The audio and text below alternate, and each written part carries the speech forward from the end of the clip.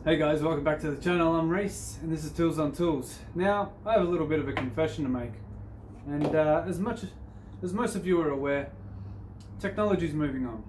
It's moving on at a pace that hardly any of us can keep up with, like our mobile phones. We get a new phone, within 3-4 months, there's a new phone that beats that phone. And tools are just the same, but a little bit slower, of course.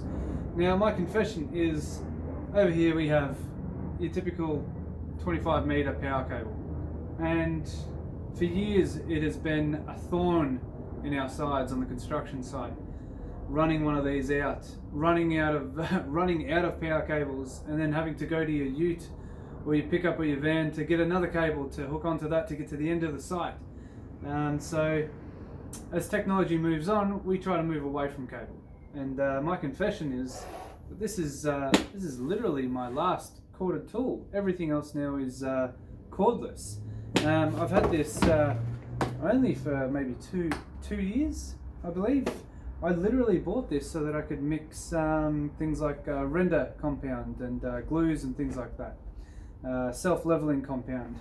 It's just your basic drill. It's got a hammer mode. There's no speeds on it whatsoever. It's got a plastic chuck, plastic sleeve on the outside of the truck. It's a metal chuck. An adjustable handle and a pretty heavy duty cable. But yeah, this is literally my last corded tool, and it doesn't come out very often, thank God. But that's it. Technology has moved on to a point now that we can end up with pretty heavy duty tools without the need for a cable, and that's fantastic, especially for us that are on a construction site. So I'm going to take the time and go through a few of my favourite tools that I have, that I used to have a cabled version of, that I've now switched over to a cordless version. I'll show you what I have, and you be the judge. Is it going to be enough on a job site, or is it going to be a bit of a pain charging batteries? Let's find out. So here's a little lineup of the tools that I've replaced recently in the last couple of years, that were a corded version, which are now cordless. And I have to say, with most of them, I'm really impressed, especially with battery life, performance, and value for your money. We'll start over here at the end. This is probably one of my favorite tools, and as you can tell, it's been very well used. It has been beaten and thrown around, and it works quite well. It's Dewalt's DCH 333. It's their 3 kilo rotary hammer, and it is fantastic. I've used this thing to clean up solid plaster walls. I've used it to break bricks down, to take brick walls down, and of course drill holes for bolts of frames and things like that. And it has never let me down. It's great.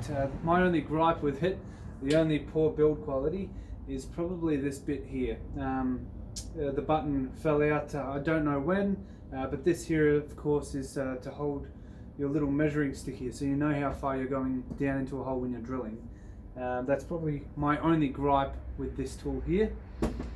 Next up we have Dewalt's brushless 60 volt, or 54 in Australia. This is of course a 60 or 54 volt as well, but this is another one of my favorite tools.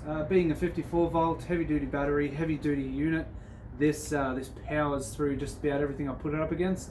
Now it is quite heavy, but that's no different to the corded version that it replaced. That was quite heavy.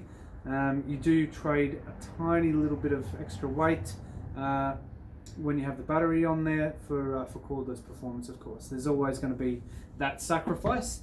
Another one, which is kind of a little bit of a niche thing, but my orbital sander. This is fantastic when it's cordless. Now on the smaller batteries, it does chew through batteries, so you've got to watch out for that. Have a few on standby. Go all the way up to the 4 amps. They're usually the sweet spot for weight. If you've seen my orbital sander review on this guy, try not to use the bigger flex volt batteries, the 6 amp and above, because it does kind of tilt it over, and it doesn't feel right when it's with the balance of the unit. But the corded version it replaced, it has done a fantastic job. Very, very good unit, and you can put quite a lot of weight on it, and it doesn't really bog down. But yeah, very, very good tool. Next up, of course, we have another one of Dewalt's 60 volt for the Americans, or 54 for the Australians, circular saw.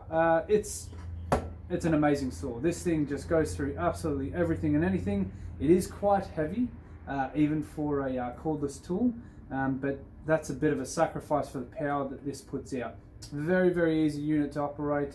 It's got a lockout piece there to get your blade off. It also has onboard tool storage here at the back, and when you've got the battery on, it's got quite a good weight to push through heavier materials, thicker materials as well.